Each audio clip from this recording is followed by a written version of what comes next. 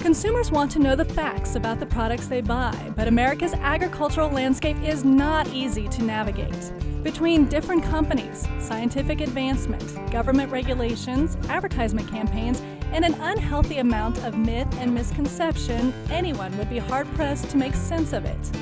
That's where Real Ag comes in. From the producers who make your food, to the store where you buy the final product, and everything in between. This is Real Ag. Now, here's your host, Kyle Bauer. We're all familiar with the fragrance of lavender, but did you realize there are lavender farms right here in Kansas producing many handmade products? This amazing herb dates back in centuries in popularity. We'll visit a couple of these lavender operations on this episode of Real Ag. Production of Real Ag is made possible in part by an underwriting grant from the Kansas Soybean Commission, the Soybean Checkoff, progress powered by farmers. What are the ultimate growing conditions for lavender? Lavender needs full sun and good drainage, and as you can see, most of our fields here are on a southern exposure hill, and so we have great drainage, and what doesn't run off soaks in very fast because this whole hillside is sandstone. It does not need good soil. In fact, it doesn't really like it. It kind of likes crappy soil. And so apparently this had never been farmed. It had only been pasture, mainly because of all the rock that was here. But it really likes sandy soil, doesn't need nutrients. We do not use any chemicals, any fertilizers, nothing. And there's no natural pests or enemies. I have deer that come through the field every night. We've got rabbits that live out here. And they don't bother. It's too bitter for them to chew on. And the interesting side benefit of that is because of the lavender here, the deer and the rabbits may go through my wife's garden, but they don't bother anything there. She has had no damage in 16 years of having the lavender out here. The biggest challenges we have probably is the cold winter, more than the hot summer. But you go up into Washington and Oregon, they don't have these extended heat spells like we have. So that's a challenge, especially when they're getting established. But the winters are the biggest thing, and the cold temperature isn't as much of an issue because everything we're growing is grown in Ontario. The difference is they get snow cover in the winter, and you know how much snow we had this last winter. We don't get enough coverage, so... Snow makes a good blanket. So when we get these sudden, in the fall, these sudden cold snaps, that's what's a real killer to lavender or to other crops if they haven't gone dormant yet. Because lavender does not like too much water. It literally doesn't like too much water because that creates the conditions for stem and root rot. So they either put them in raised gardens or on hillsides so that the water, when we get these rains occasionally here in Kansas, that it doesn't set in water. So that's kind of a key thing in terms of propagation. But like up at Bennington, the soil is very rocky, and it's just perfect for lavender. It's absolutely perfect for lavender. And of course, our soil here is pretty sandy, being on the riverbed here at the Smoky Hill. Why, that's helpful because it drains quickly. It's been really challenging the last 4 years. And so a lot of them have lost all their plants and had to start over. And Becky Ricard is down outside of Fort Scott. I don't know how many times she's replaced her plants because they just had so much rain. And lavender is a drought-tolerant plant. They like a drink, but then they need to dry out before they get any more moisture. Part of it is if the root system stays damp, it develops a fungus, and the fungus actually kills the plant. There's probably more lavender killed by overwatering than just totally ignoring it. Many people say, well, I can't keep lavender alive. And then when I start talking with them, I find out they're right in line with all the water-intensive plants they're watering every day. And I just tell them, stop when you get to the lavender, and you should be okay. They do need to be trimmed or cut back, but it's not a severe cutback, not anything like roses or anything like that. They are a long-living perennial. My oldest plants are going on 17 years old, and the bulk of the fields are probably between 12 and 14 years old right now. And we're putting in some replacement plants for those that were damaged from the winter kill this year. There's a disease called Phytophthora nicotiana, and Phytophthora in the state of Kansas is really, it's already prevalent in the soil, but it's this particular strain that seems to really be devastating to lavender. And we haven't had the issue here in Kansas, thank God. The Department of Ag really stepped in and helped us when we had some plants shipped in here that were infected. And nationwide, we're having everybody ship their plants to Clemson University in South Carolina to have them tested, just to make sure we've got identifying the same strain, because they're doing DNA sequencing. And that's through our United States Lavender Growers Association that we do that. Does lavender seem to be a crop expanding throughout Kansas?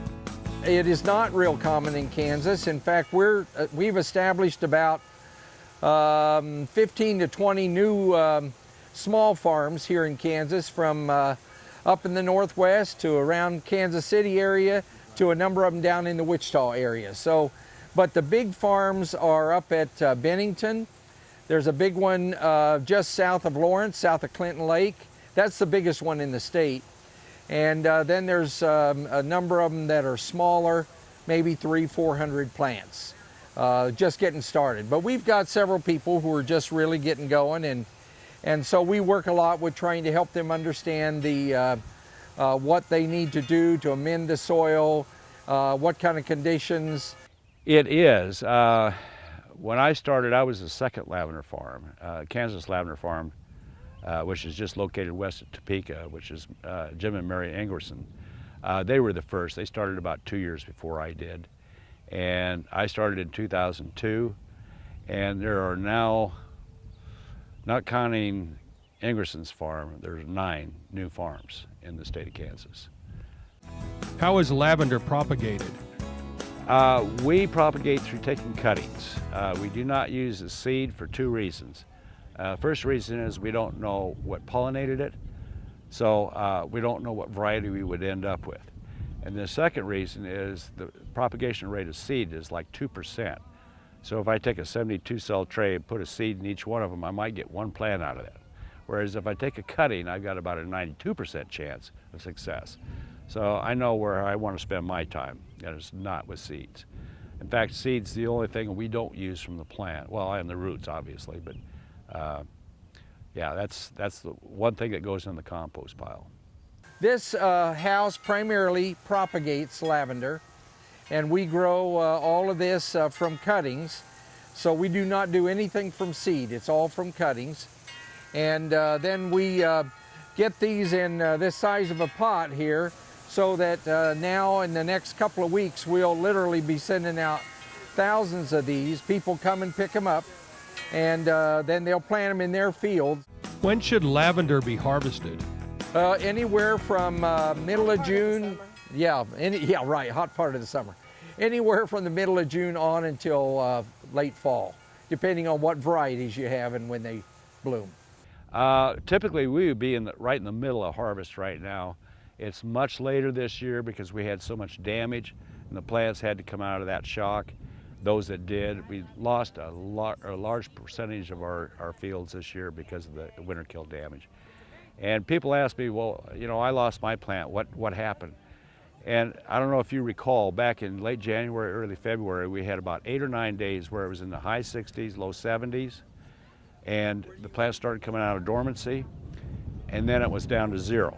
And we had no snow cover because of the warm days to protect the plants, and so all the root systems were damaged. And some of them recovered, like the English varieties, most did not.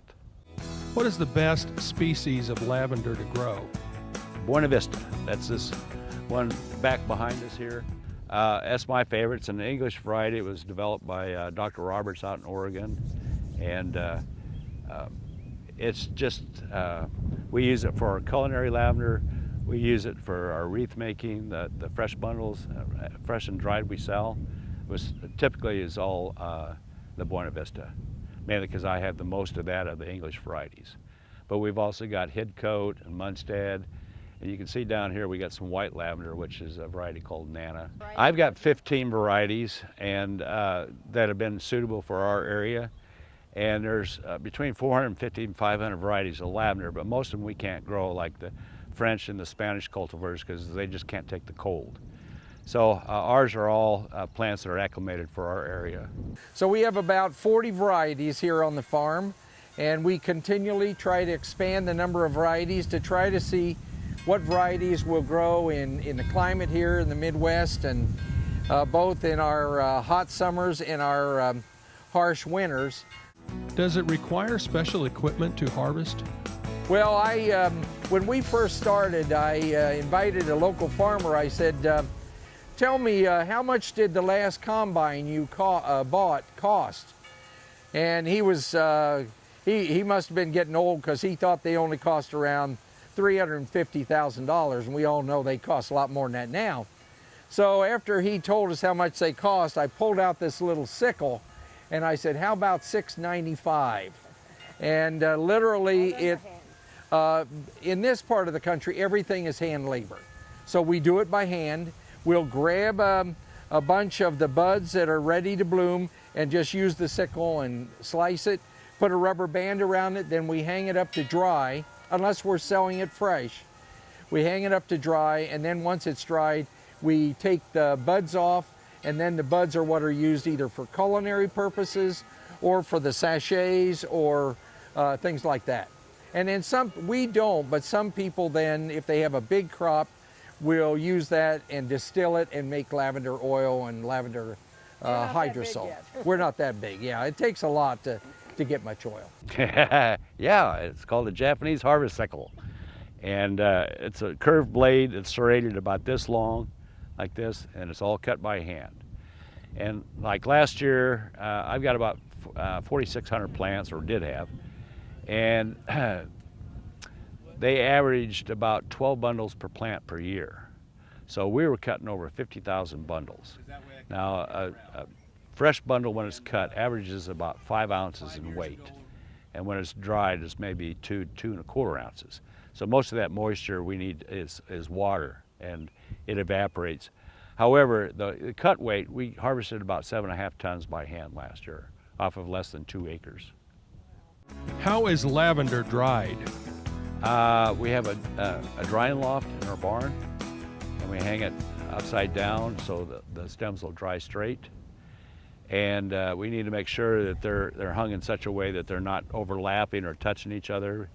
We don't want mildew to start to develop, because if it mildews, we need to throw it out. Is there a special process for making lavender oil? I don't produce that much, so I don't encourage the sale of essential oil, because it's worth more to me in order to make my product line.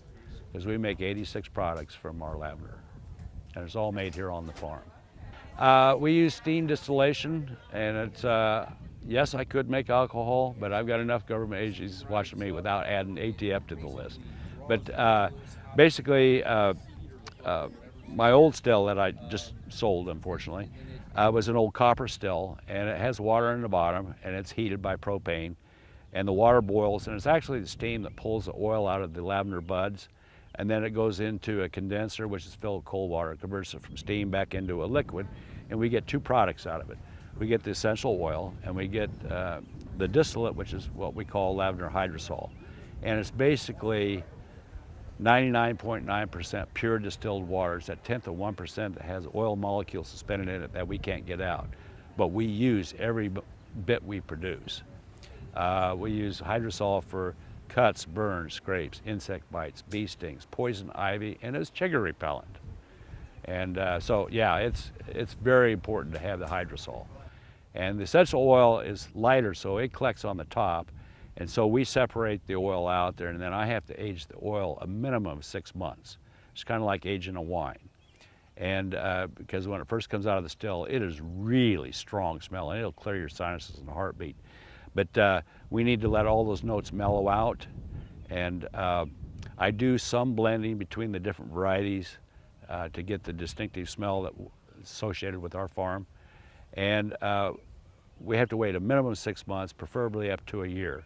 And if I can, I will wait that long because it just brings out some sweeter notes. Now you can see on this plant, they're just starting to open up. And this is the stage that we would harvest it before they actually open up because the oil is contained in the bud.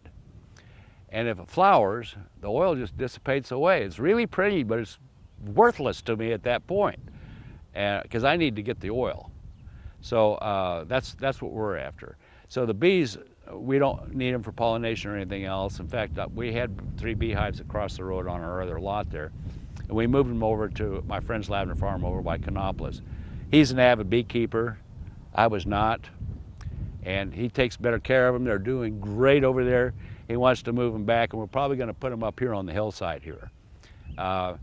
It was just that I was having to feed them through the winter because they weren't putting up enough. They don't get enough nectar off my lavender, so they were more dependent on the wildflowers around here in the alfalfa field that's about a half a mile away.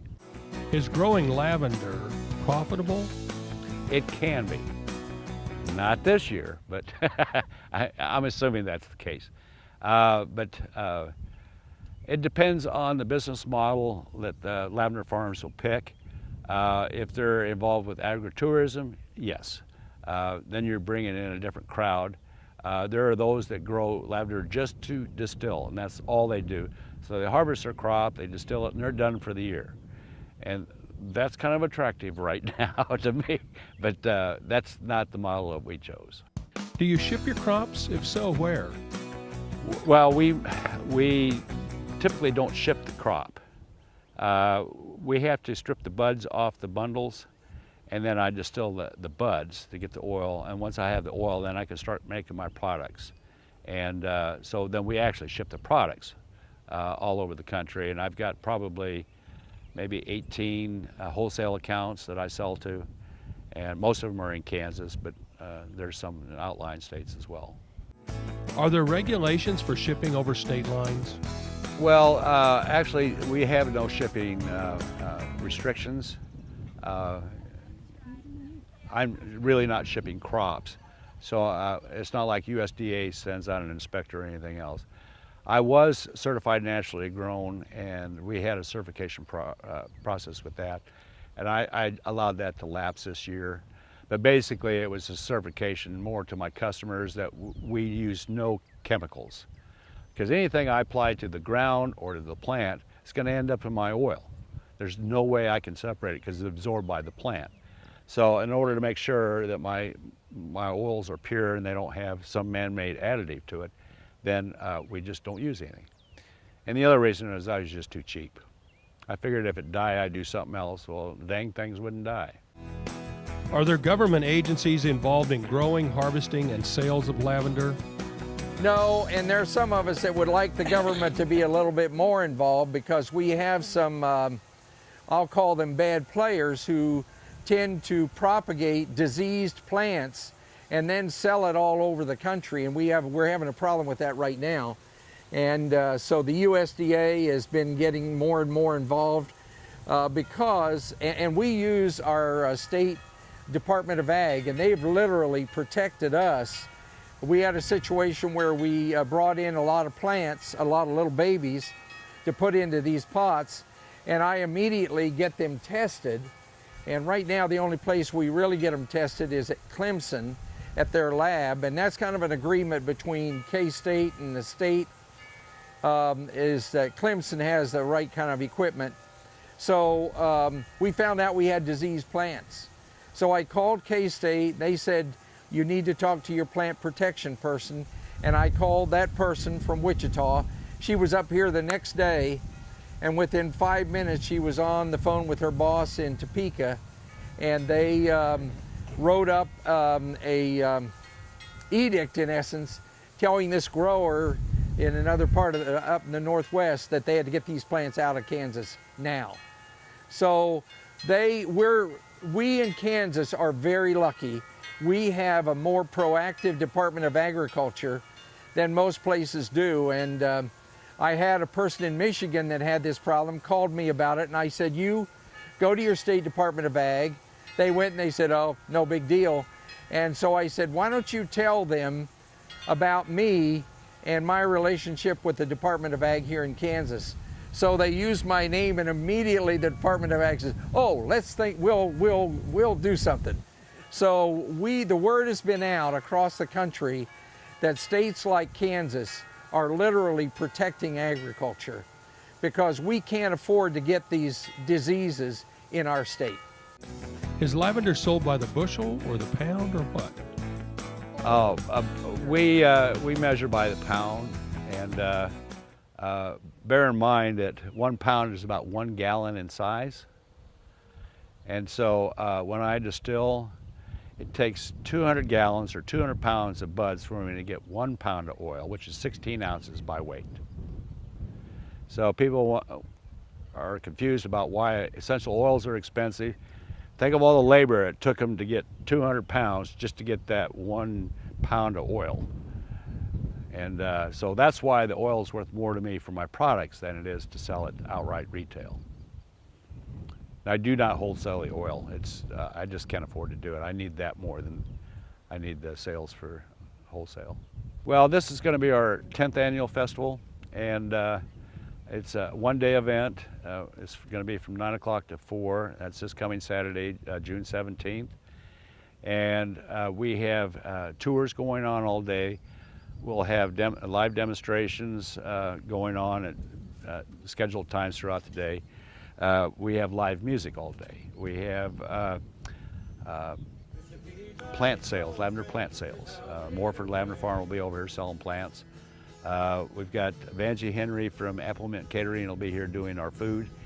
And she does lavender lemonade, lavender tea, lavender ice cream, lavender chicken wraps. So people can experience lavender in a culinary sense.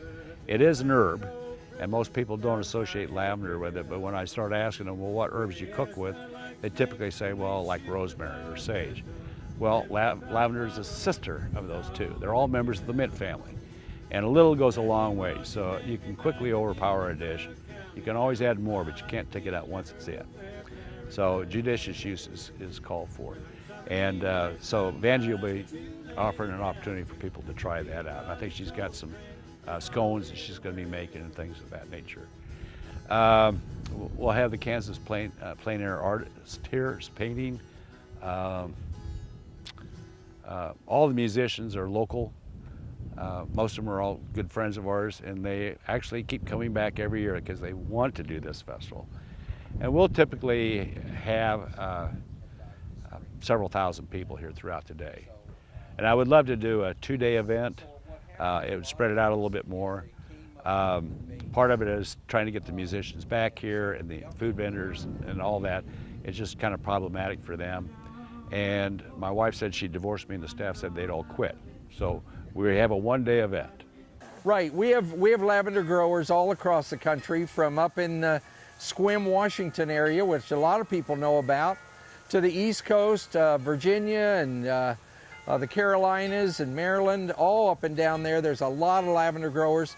And I've been just finished serving a term on the board of directors of the U.S. Lavender Growers Association.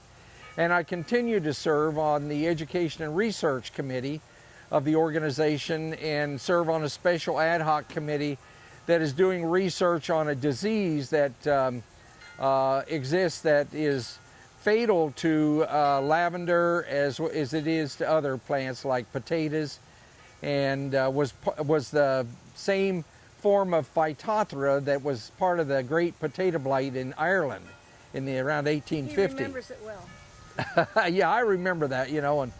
But anyway, I survived it, you know. Yeah. 1.5 million people died in that famine as a result of that blight. But anyway, I serve on those national committees, but the organization serves to try to help growers and people not only grow lavender, but then market various kinds of products. So Wanda does a few products. What are some of the products that you do? Oh, I do lotions and creams and different kinds Soaps. of creams and soap and sachets and Things like that. pillows and, you know, Eye pillows, anything neck that I can pillows. stuff lavender into. Yeah.